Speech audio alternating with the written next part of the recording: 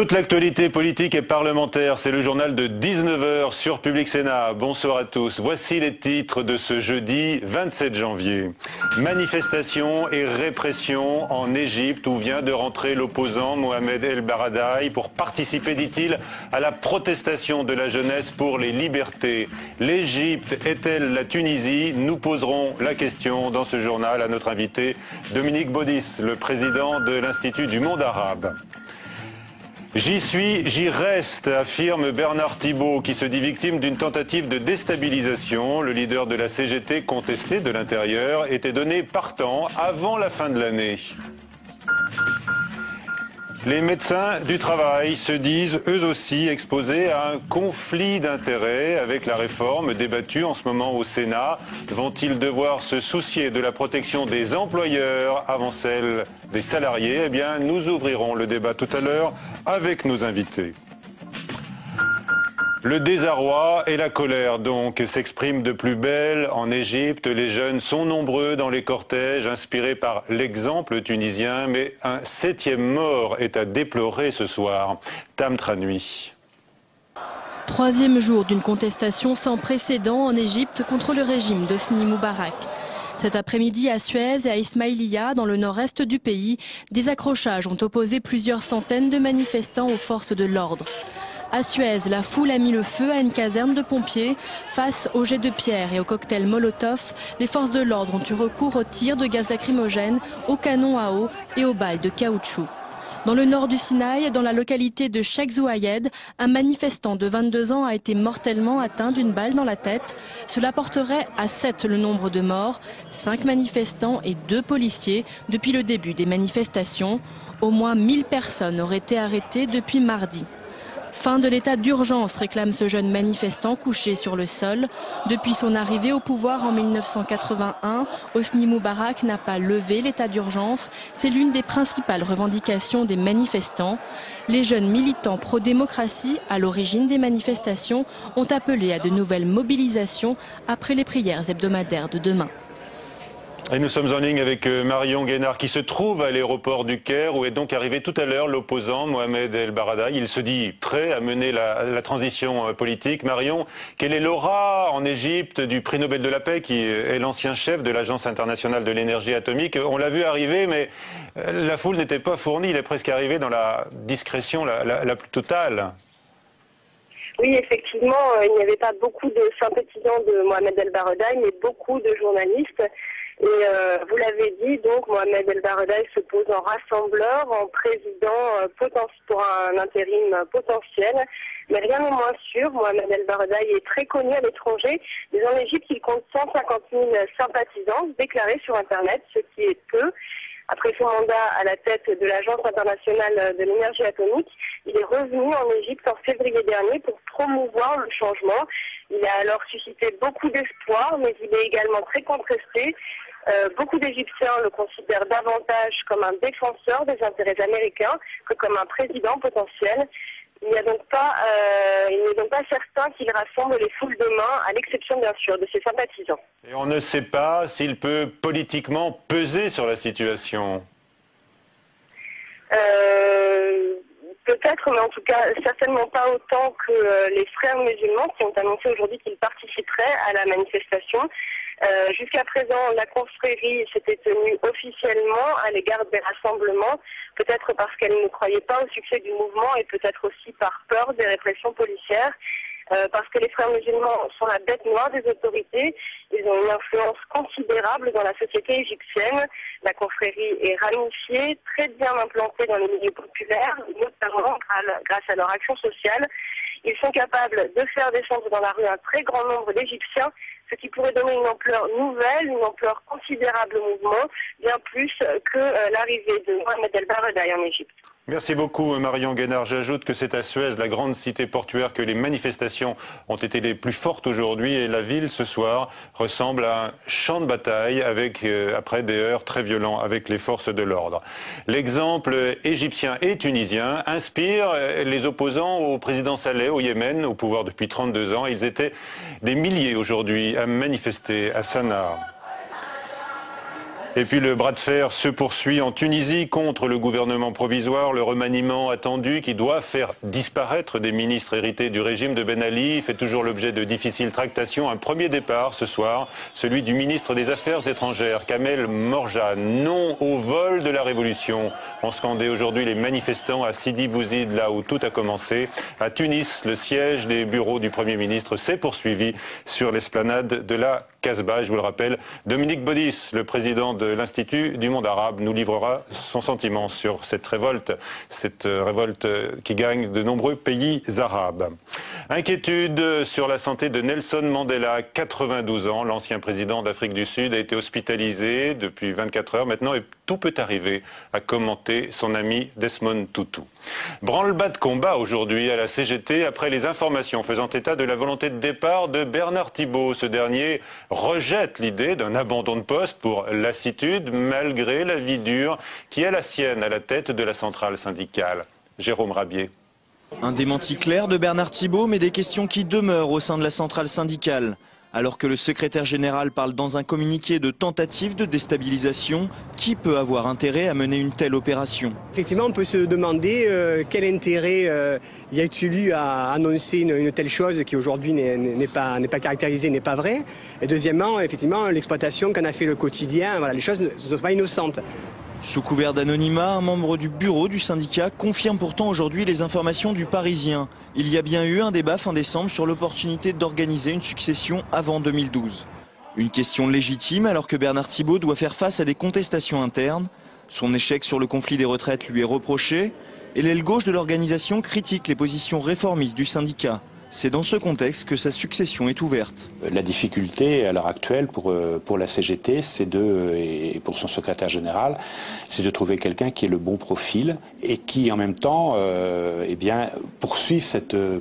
soit sur la même ligne, c'est-à-dire la ligne d'une mutation plus ou moins réformiste de la CGT. Visage de la CGT depuis les grandes grèves de 95 et 11 ans après avoir pris les rênes du syndicat, la question est désormais de savoir qui pourrait incarner la nouvelle image du premier syndicat français. Un retour des passes d'armes entre François Bayrou et les responsables de la majorité. Le président du MoDem a vivement critiqué la dernière réunion du premier cercle qui réunit les plus gros donateurs de l'UMP en présence de Nicolas Sarkozy. François Bayrou y voit le signe que l'influence sur le pouvoir s'acquiert par l'argent en faisant des chèques. François Fillon répond que ces critiques relèvent de la jalousie de la part du leader centriste. Rapprochement entre Hervé Morin en piste pour 2012 et Jean Arthuis qui a récemment évoqué sa possible candidature. Ils se sont retrouvés autour d'un projet de confédération pour rassembler le centre. Marie Brémaud. Mariage en vue au centre. À un an des présidentielles, le président de l'Alliance centriste tente de mettre en ordre de bataille les centristes. Jean Arthuis semble avoir la nostalgie des beaux jours de l'UDF. Première étape aujourd'hui, il s'allie avec Hervé Morin, président du nouveau centre, au sein d'une confédération, en attendant que d'autres partenaires les rejoignent. J'ai dit que j'étais prêt à entrer dans une confédération ouverte à tous les centristes. C'est-à-dire qu'on ne pose aucune exclusive, parce que ma conviction est que le centre, pour exister, pour être audible, pour peser dans le débat et prendre part à la gouvernance publique, le centre doit être rassemblé.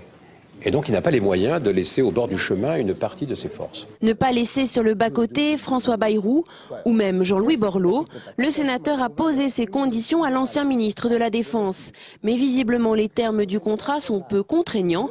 Malgré l'alliance, Hervé Morin reste libre de réinterpréter à sa sauce les propos de son nouveau partenaire. Il vous a expliqué qu'il n'y avait pas de conditions de poser. Il vous a expliqué que lui avait ses convictions. J'observe que dans ma propre formation politique, un des membres qui est lui-même au gouvernement évoque aussi l'idée qu'il faut discuter avec François Bayrou. Ça n'est pas partagé par la majorité des membres du nouveau centre. Une alliance qui sème plus la zizanie qu'elle ne rassemble. François Sauvadet, patron des députés centristes, dénonce une confédération petit bras. Petit bras, rien n'est moins sûr, mais grosses ambitions, c'est certain. Hervé Morin et Jean Arthuis, mais également François Bayrou, Jean-Louis Borloo, ils pensent tous à se présenter à la présidentielle. Une mission sur le Mediator confiée par Nicolas Sarkozy au professeur et député UMP Bernard Debré, ainsi qu'au professeur Philippe Even, le président de l'Institut Necker. Il s'agit de trouver des pistes pour assainir la filière du médicament. Bernard Debré a qualifié récemment Jacques Servier de criminel. Le premier invité du 19h, Dominique Baudis. Dominique Baudis, bonsoir. Bonsoir. Merci d'être avec nous. Vous êtes député européen et président de l'Institut du monde arabe. Le régime d'Hosni Moubarak est donc ébranlé, on le voit, par une vague de protestations. Risque-t-il d'être délogé, selon vous, comme en Tunisie? Il ne serait pas sérieux aujourd'hui de chercher à anticiper l'issue des événements qui se déroulent en Égypte depuis 3 jours. Il était évident que la révolution tunisienne aurait de l'écho et un écho puissant dans l'ensemble des pays arabes, donc en tout cas dans beaucoup de pays arabes. On ne peut pas imaginer non plus que c'est exactement le même scénario qui se produira partout avec le même dénouement. En particulier, la grande différence, outre la différence de taille des pays et des populations, la grande différence, c'est que pour les États-Unis, l'Égypte est un allié stratégique dans la région qui est celle de la crise du Proche-Orient. Deuxième différence, vous l'avez vu, en Tunisie, l'armée s'est tenue très en retrait, le régime s'appuyait plutôt sur la police, alors qu'en Égypte, l'armée, c'est le pilier du système depuis plus d'un demi-siècle. Et Moubarak est une émanation lui-même de l'armée. Voilà, depuis la chute de la monarchie, depuis la chute de Farouk au début des années 50, Nasser, puis Sadat, puis Moubarak sont des gens qui viennent de l'armée. Alors il y a des considérations internationales, mais les revendications sont les mêmes, on le voit bien. Hein, c'est une demande de liberté, moins de répression, fin de la corruption. L'Occident ne peut que soutenir ces revendications, oui, cette inspiration démocratique. On retrouve effectivement détresse sociale et exaspération politique, et puis un désir de transparence et de rigueur dans la gestion des deniers publics. Alors, vous dites l'Occident ne doit pas être insensible. L'Occident n'est pas insensible. Et à chaque fois qu'une avancée se produit dans le sens de plus de démocratie, plus de progrès sur le plan social, plus de transparence, l'Occident approuve et accompagne d'ailleurs par des experts ou des missions. D'accord, mais l'Occident est aussi tiraillé. Vous avez rappelé le soutien de l'Occident, notamment à Hosni Moubarak, et à d'autres hommes forts d'ailleurs, on peut parler de la Tunisie et d'autres encore, dans les pays arabes. Mais je vais vous répondre. Je crois que quand on parle des relations internationales, il faut bien distinguer 2 choses. Les relations diplomatiques, d'État à État, et les relations politiques, avec les amis. Relations diplomatiques d'État à État, la France a eu une relation diplomatique d'État à État avec la Tunisie. C'était vrai avec François Mitterrand, avec Jacques Chirac, avec Nicolas Sarkozy. Quand Lionel Jospin était Premier ministre, il recevait à l'hôtel Matignon M. Ben Ali avec un discours plutôt élogieux. Ce sont les relations diplomatiques d'État à État. On ne choisit pas ses interlocuteurs.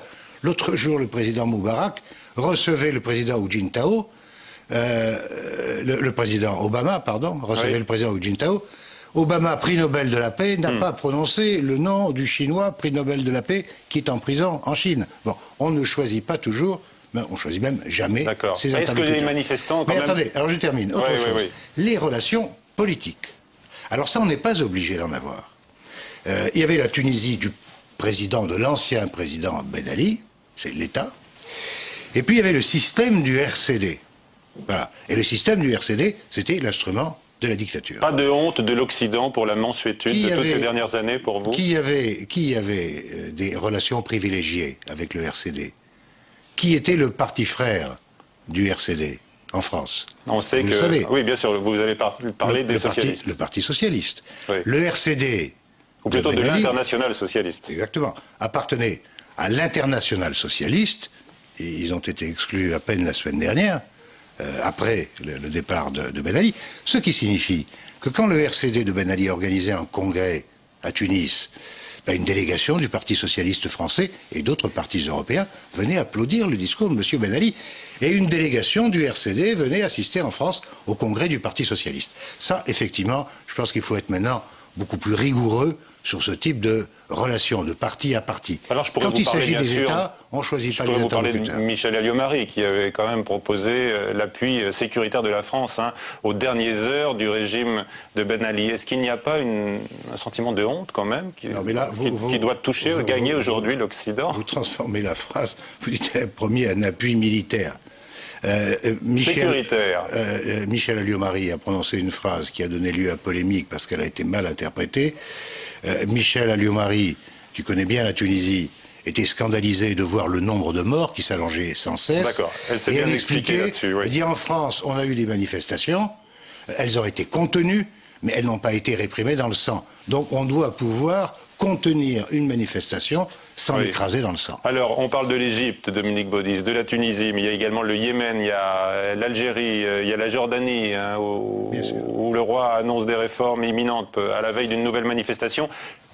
Faut-il dire clairement que tous ces pays ont besoin de réformes? Tous ces pays ont besoin de réformes. Effectivement. Le secrétaire général de la Ligue arabe, d'ailleurs, l'a dit très clairement hier. Et je pense que certains pays engageront ce processus. Certains l'ont déjà engagé, mais vont probablement l'accélérer. Mais il faut voir en même temps que ce sont des pays qui sont très, très jaloux de leur identité nationale. Et que si des préconisations viennent de l'extérieur, faites ceci, faites comme cela, on va venir, ils ne l'accepteront pas. Ce qui fait la légitimité de la révolution tunisienne, c'est que c'est le fait du peuple tunisien dans ses profondeurs. Dans ses profondeurs.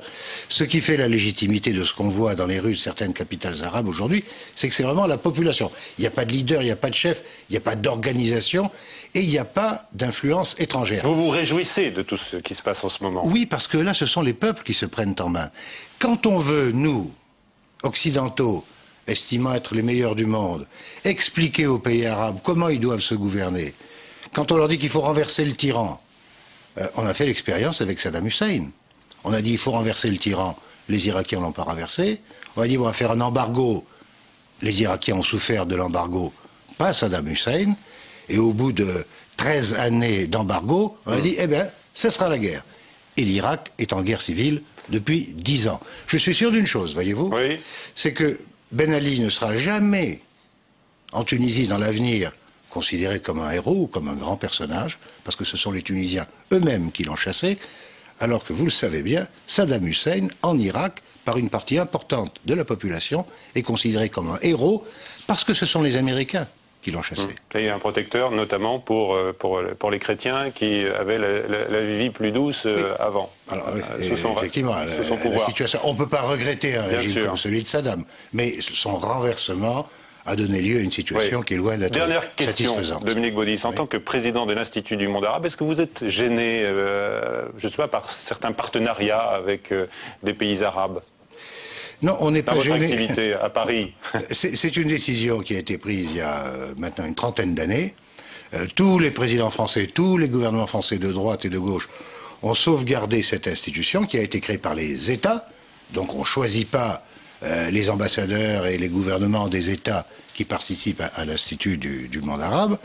Mais en revanche, on veille à ce que l'Institut du monde arabe soit un lieu de liberté de création sur le plan culturel et surtout un lieu de meilleure compréhension entre Orient et Occident. Très bien, merci beaucoup Dominique Baudis. Allez, tout autre dossier maintenant dans le 19h, la réforme de la médecine du travail. Le Sénat en débat, les buts de la réforme sont nobles, prévenir les maladies professionnelles, mais les professionnels, eux, craignent de perdre leur indépendance vis-à-vis des patrons. Alexandra Colido. Avec ce projet de loi, les médecins du travail craignent pour leur indépendance.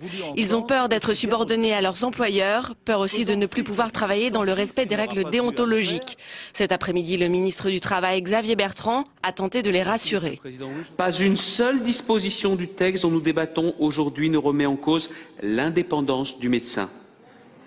Elle ne soumet pas l'indépendance du médecin au bon vouloir des employeurs. Et j'invite ceux qui prétendent le contraire à relire le texte dans le détail. Le gouvernement prévoit de déposer un amendement qui inscrira noir sur blanc l'indépendance du médecin du travail. Un geste qui ne sera peut-être pas suffisant. Un grand meeting unitaire avec les syndicats est prévu le 10 février pour amorcer une mobilisation forte contre ce projet de loi.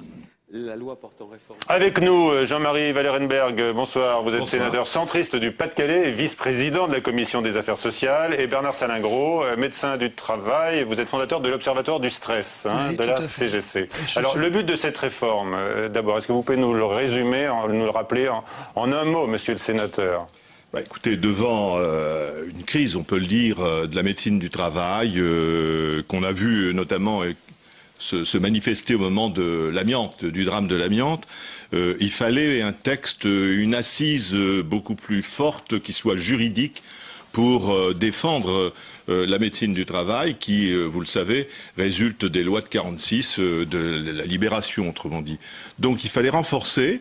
Et comme vient de le dire le ministre, il fallait renforcer l'indépendance du médecin du travail.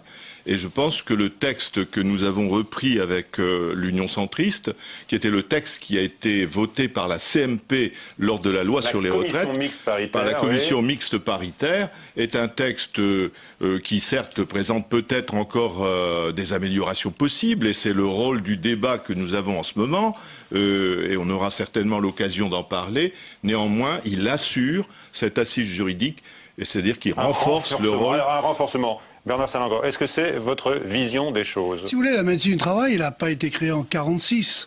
Elle a été créée en 42 sous Pétain pour sélectionner le personnel.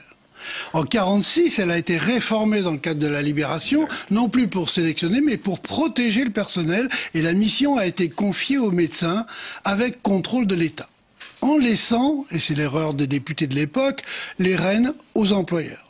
Ce qui fait que l'État ne faisant pas son contrôle par l'agrément des services et les employeurs faisant tout pour que les médecins n'aillent pas chercher les causes au niveau des conditions de travail, la mission n'a pas été remplie à la hauteur. Au jour d'aujourd'hui, qu'est-ce qu'on voit? On voit une réforme qui installe le MEDEF dans le pouvoir, puisque on retire de la loi les médecins. Vous avez une lecture totalement contraire de ce qui vient d'être dit alors. Les médecins sont porteurs de la mission, et là le texte de loi retire cet article et dit le service est porteur de la mission, mais le service étant patronal, vous parlez d'un même texte. Le service étant patronal, c'est aux employeurs qu'on donne la responsabilité alors, vous et les parlez d'un moyens. même texte, on est d'accord, hein, et vous en tirez des conclusions diamétralement opposées. C'est l'intérêt du débat.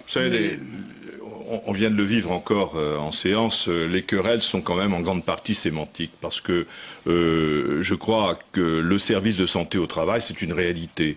Vous la vivez d'ailleurs personnellement. Que ce service soit dirigé par à la fois des représentants des travailleurs et des représentants des employeurs, c'est une réalité. Et le texte ici apporte la parité dans cette représentation. Alors, M. Salingro, qu'est-ce que vous... Il y a une prééminence patronale, ce qui fait pour ma part que je conteste, et que le Sénat avait remis d'ailleurs totalement en cause. Quelle dérive redoutez-vous, si on peut être concret? Quelle dérive? La dérive que je crains, c'est qu'au lieu de protéger, on masque les effets des conditions de travail. C'est-à-dire que sous couvert de santé au travail, en fait, on aura un système, un appareil qui ne protégera pas, mais qui masquera et détournera l'attention des salariés des effets pathogènes des conditions de travail. Les médecins du travail pourraient être amenés à agir de la sorte. Mais les médecins, ils font ce qu'on leur dit, en sens que quand ils étaient sous Pétain, ils ont fait ce que Pétain leur demandait, et à la Libération, ils ont fait ce que la Libération leur a demandé, mais le fait qu'ils n'ont pas été aidés par les médecins inspecteurs, et ils n'ont pas été aidés par les employeurs qui avaient les rênes des pouvoirs. Le problème d'aujourd'hui, c'est que on remet le pouvoir des services de santé au travail aux employeurs. C'est le problème de fond. C'est pour ça. Vous ne pouvez pas dire ça parce que actuellement, parce que c'est la réalité. Non, c'est pas la réalité. Si, le problème, le jour où vous ferez une gouvernance, on apporte une garantie supplémentaire puisqu'il y a partage dans le conseil d'administration à égalité entre les travailleurs et les employeurs. Et ce que vous contestez, et moi aussi d'ailleurs, c'est la prééminence patronale. Elle existait déjà. Eh ben oui, ça revient au même. Elle existait déjà. Donc il n'y a pas de régression. Il y a une amélioration. Et je souhaite pour ma part, je précise que pour ma part, j'ai déposé un amendement que je vais d'ailleurs m'empresser d'aller voter. Et que j'espère faire voter par l'ensemble des sénateurs, ça c'est une autre affaire, mais qui prévoit justement une alternance, comme ça existe dans les conseils de prud'homme, à la présidence de ce conseil d'administration, entre les représentants patronaux et les représentants des salariés. Donc ça change. Qui changerait tout. Ça change parce que ça donne, c'est vrai, une garantie d'indépendance, mais vous avez quand même dans ce texte de nombreuses manifestations de cette indépendance. On vient de voter ça. Sauf qu'il y a pas le de médecin du référence. travail anime et coordonne l'équipe pluridisciplinaire. C'est un progrès, sauf que... Je ne sais pas quel est exactement le pouvoir des médecins du travail aujourd'hui, mais il faut bien constater que les maladies professionnelles sont en augmentation. Absolument. Bien sûr, et notamment les exactement. troubles psychosociaux. Et donc il est indispensable de renforcer les médecins du travail. Or, on constate qu'il y a une désaffection pour cette profession. On en manque. Hein. On en manque un peu, mais surtout, il n'y a pas beaucoup d'étudiants en médecine aujourd'hui qui s'orientent vers la médecine du travail. Oui, c'est ça qui est embêtant et c'est ça qu'il faut renforcer. C'est une complication administrative qui repousse. Pourquoi vous avez choisi cette voie, vous, par exemple, M. Salingro? Moi, je l'ai choisi par hasard et j'y suis resté par intérêt psychologique. Je trouve que c'est un métier passionnant, qui est au cœur de la vie et où on permet d'éviter la maladie. C'est tout à fait satisfaisant pour un médecin. Mais vous considérez, quand on vous écoute, que vous êtes forcément en position de conflit avec l'employeur? Absolument. Parce que vous estimez qu'aujourd'hui... Mais les employeurs n'aiment pas qu'on aille leur dire qu'ils ont mal organisé leur entreprise. Le droit de fond, il est là. Et c'est pour ça qu'ils tiennent à garder le pouvoir dans le service pour pas que le thermomètre aille mesurer l'effet pathogène des conditions de travail. Quelles sont les dérives aujourd'hui en matière de stress au travail quels sont les mots qui apparaissent? Les mots qui apparaissent aujourd'hui sont ceux du travail. Or, le travail devient de plus en plus tertiaire. On vit une révolution du travail tertiaire en ce moment, qui fait que on est piloté par nos merveilleuses machines que sont les PDA, les logiciels, ERP, experts, et tout ça, qui fait que on a de plus en plus, alors que quand on était jeune, on a appris avec le GAFIO et puis l'arrêt et le calcul. Maintenant, si vous n'avez pas votre PDA, votre Twitter, votre Facebook, qui vous impose le rythme, les conditions de travail autrefois, au sénateur du Pas-de-Calais, il pourrait peut-être témoigner, était dur. Monsieur Salingro, vous avez travaillé notamment dans les mines. Moi, je suis originaire des mines du Nord. Et vous savez très bien que les conditions étaient terribles. La silicose était mortelle. Aujourd'hui, on a eu le drame de l'amiante. Malheureusement, à toute époque, il y a des évolutions qui sont défavorables aux travailleurs qu'il faut corriger. Et c'est le rôle du médecin du travail, c'est de prévenir, c'est d'informer. Et c'est dans le texte, là. On a défini les missions du médecin du travail, ce qui n'a jamais été fait. Si, ça l'était déjà. Oh, c'était dans un règlement. Là, c'est dans la loi. Ouais. C'est dans la loi. C'est une assise juridique très forte. Il reste, pour être en parfait accord avec vous, et je le suis, à garantir que l'alternance existera au conseil d'administration, dans la présidence, entre l'employeur et les salariés. Et ça, je suis d'accord, et je suis persuadé que dans les années qui viennent, ça sera fait. Voilà, pour que les téléspectateurs comprennent, on enlève la mission que portaient les médecins, on la transfère au service. Nous, on dit, pourquoi pas, sauf que le service doit être à gestion alternée. Pour avoir une autre régulation, que celle que les médecins permettaient. Non, le conseil d'administration est à gestion alternée. La direction du service appartient aux médecins. On l'a précisé tout à l'heure. Il anime et coordonne l'équipe pluridisciplinaire. Vous parlez, messieurs, des services qui regroupent des médecins du travail qui opèrent dans plusieurs entreprises. Absolument. Pour être parfaitement clair, sinon on ne comprend plus rien. C'est un peu trop technique, mais on a compris quand même l'enjeu de la médecine du travail aujourd'hui dans les entreprises. Merci à tous les deux. À 22h, le journal sur Public Sénat avec Sonia Mabrouk. Tout de suite sur la chaîne parlementaire Assemblée nationale, pile et face. Bonsoir à tous.